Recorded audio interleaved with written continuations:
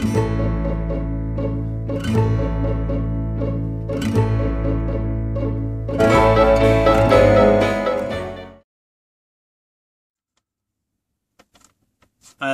this is Freedom Team 101, just a quick video. I've got some notes here to talk upon, and this is basically how to write marketing messages.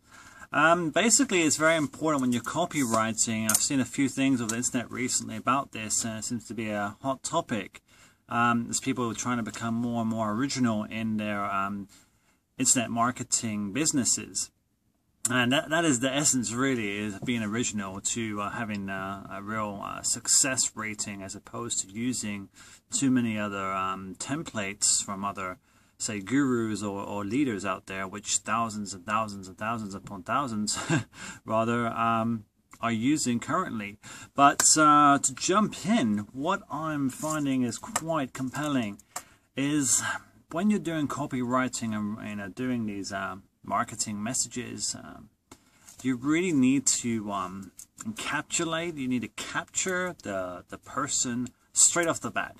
The thing is, people often, when they get some kind of advertising or an email, they're pretty much distracted, they're busy, and they really don't spend much more than a nanosecond actually going over, what you've sent them, the email, for example. Now, they'll look at it for 1 second, and if you don't capture them in that one moment, they're going to be gone forever, because that piece of paper, that email, is straight in the trash. So basically, what you need to do is capture them straight away, and that's imperative to have success. What you need to do is, that I would say, actually, in fact, it's common knowledge as well, is headline is the #1 key important. It's the point of contact. It's imperative, because once you have the headline, that captures the person, and what you do is you drag them in here, and you have the subheading. And then from the subheading, it goes to the opening, and then for the second paragraph. So you need to draw them into your story gradually, with mostly the headline and subheading being obviously the most important to attract some interest. The thing is, unfortunately, as I said before, your prospects are busy, they're distracted, and mostly are skeptical. And especially the smart ones, the ones that you really want on your team, are the skeptical ones, because they're the ones that, don't like the BS, and those are the ones that are free thinking and original in most cases. And those are the great minds you really want to capture. But what you really need to do is to sort of grab them in essence, and metaphorically speaking, throw them against the wall and actually say, pay attention now. Pay attention now to what I'm sending you. That's what you've got to do. So basically, a compelling narrative as well.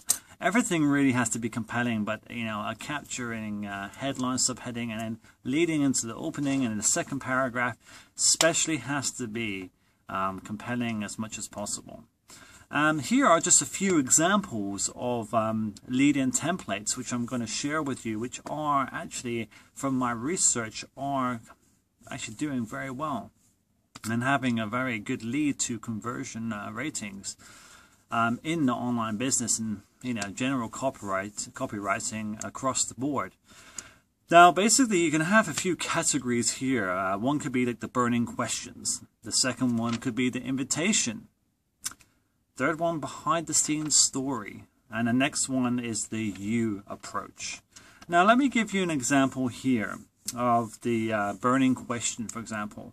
I'm just reading from my notes here at this point because I need to get this correct for you. Now, basically for the burning question, you could say something like, you are the first in your area to receive. Now, let me repeat that. It's a burning question. You are the first in your area to receive. The second one could be a behind-the-scenes story. This is quite a good one, actually. It says, 8 o'clock in the morning, I arrived at the office to find. Or you can have something, it happened again, ... So you're leading them in. I actually quite like the one, it happened again. That's quite good. I've seen a lot of internet marketers and leaders using this technique. I've actually got quite a few myself. Maybe getting slightly old now, but it's still a good approach. Basically, as for the you approach, here's a good example. You are a very special breed of person. Or you could say, you are the kind of person that ... You know, and obviously the dot represents you continuing with your story. Okay. Just going on a bit further now. Yeah, there's also this is a good one as well. You could say, odds are that you will qualify. You will not qualify for this offer that I'm about to make you, but on the off chance you are ... and go on. So basically, you're challenging them to see if they can actually qualify, to see if they're worthy. And obviously, if a person likes a challenge, it's human nature to say, oh, no one likes to be rejected in essence. So it's quite good here because you're saying that they may not qualify. You're not saying, oh, I've got a great offer for you and here it is. You're saying, I've got something here, but I'm not sure you're really going to be the person for this. But if you take a look, you're creating curiosity, you're creating intrigue, and most likely, more often than not, you're going to get somebody opening that up. I mean, I've fallen for that many times before, and that's probably one of the best examples I can give you right here. Just moving on now. So basically, it's twofold. You need to really paint a picture. You need to paint a mental picture the prospects will get from your product.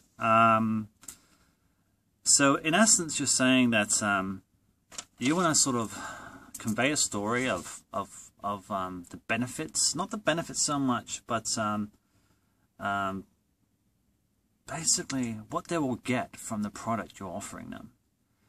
And also, on the other side, the flip coin, you got the plus, but then you got the negative. You can win on either side. It's like trading essence. You can actually win when the trades are going up, and you can actually win when they short, when they go down. So when they go long or short, you can get either one. And it's the same with marketing. So basically, you can say about the benefits and what they will get if they, you know, looked into and purchase your product, or you can say, explain, okay. You can explain the hardship they will endure if they do not entertain and buy your product. Not so much like a threat, but more like a light-hearted challenge, like to say, oh, you know, if you want to continue not getting leads online, then just go ahead, don't look at my product. That's the hardships you endure. You will be missing on this, and this, and give your stats and give, you know, why your product is better than anything else and second to none. So in essence, that's what it's about. And basically here are some, that was just a brief video on basically copywriting and how to market your messages. Because, you know, as a general rule, headline is most important, subheading. Then you've got your opening and second paragraph. And it's very key, and break it down. This is actually imperative. You've got to break it down to see which ones are going to be more influential. Look at the key headings. Pick the best key headings, pick the best openings, pick the best, you know, second paragraph and narrative, and just break it down and give the best, put the best into an overall template and test it. But give your best initially. You know, don't gamble too much. But yeah, just break it down, implement and put in the best key points into your copywriting skills, into your text, your body as well, and that's how you're going to have success with copywriting. And originality is the key. I must say that. Always be original, and you will succeed. Okay, this is Freedom Team 101. Greg Prowse signing out. Thank you very much.